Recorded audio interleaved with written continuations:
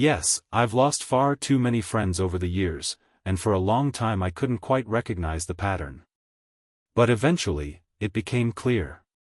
And once I started speaking about it, I heard from dozens upon dozens of people who told me the exact same thing. Yes, that's exactly how it feels. Knowing what to expect makes it easier to face. It's like bracing yourself for a storm. When you lose someone close, it feels like you've been dropped into a violent storm, an emotional storm you cannot control. You'll break down and cry. You'll relive memories, both good and bad. You'll find yourself unable to hold your emotions steady, and that's incredibly hard for adults, because we like to think we're in control. But for a while, you won't be. Waves of grief will hit you, knock you off balance, make it hard to even finish a sentence. It's brutal. But over time, that storm starts to lose its power. The waves get smaller, the impact less overwhelming. They still come, but not as often. Maybe a month has passed, and suddenly a song plays, or the smell of a meal you once shared with your friend drifts by, and it all crashes back down.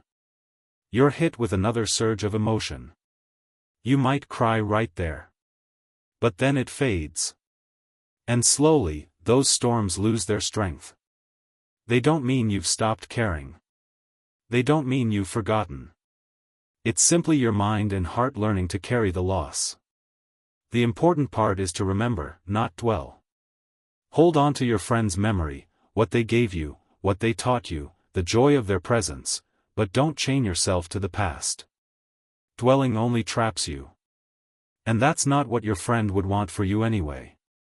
One of the hardest parts of grief is the guilt. That creeping feeling that if you're not sad all the time, you must not have cared enough. That's not true.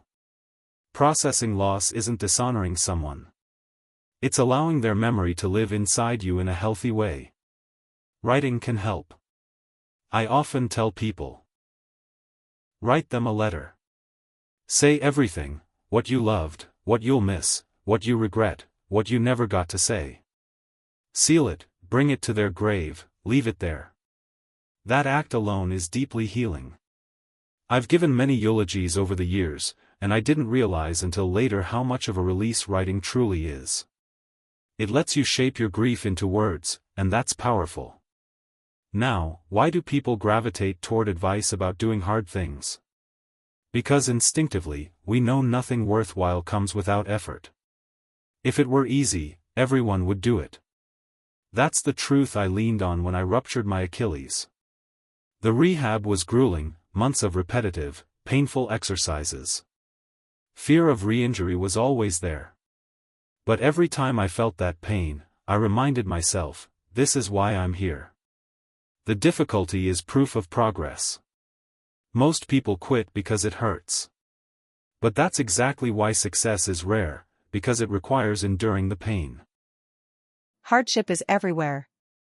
Some things you can't control, a sudden illness, an accident. But what you can control is how you respond. And often, people underestimate just how much control they actually have. Extreme ownership is about rejecting excuses.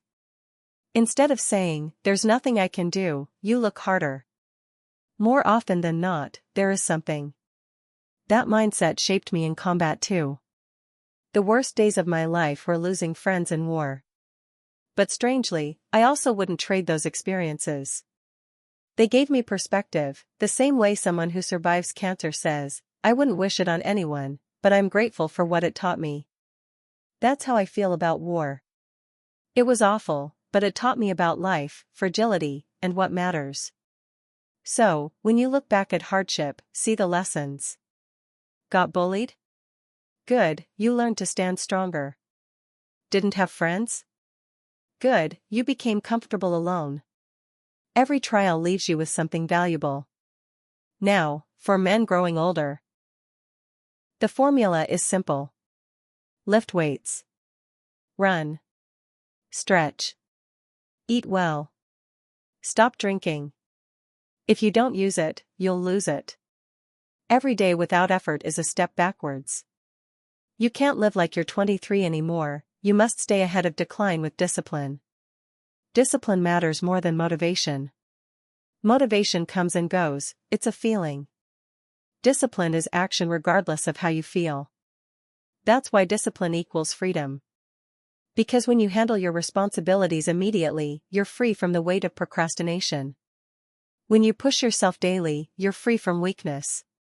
But remember, anything taken to an extreme becomes destructive. Even ownership. If your child gets sick, that's not your fault. If you're in an abusive relationship, that's not ownership, it's misplaced blame. The balance is key. Don't curl up and quit, but don't blame yourself for everything either. Life without challenges isn't really life, it's just existence. And existence isn't enough. Don't just exist. Live. Take action. Move toward the hard things. You may succeed or fail, but either way you grow stronger for the next battle. We all experience victories and defeats. We'll lose money, make money, gain relationships, lose relationships. The key is to keep your emotions steady. Feel them, but don't let them take control. Balance is everything. Too much emotion makes you reckless. No emotion makes you empty. True strength is in balance. And in the end, that's the message, you're going to be okay. Waves of grief will still hit. Pain will still visit. But you're stronger than you realize. Stay disciplined, stay balanced, and keep moving forward. Because that's how you win.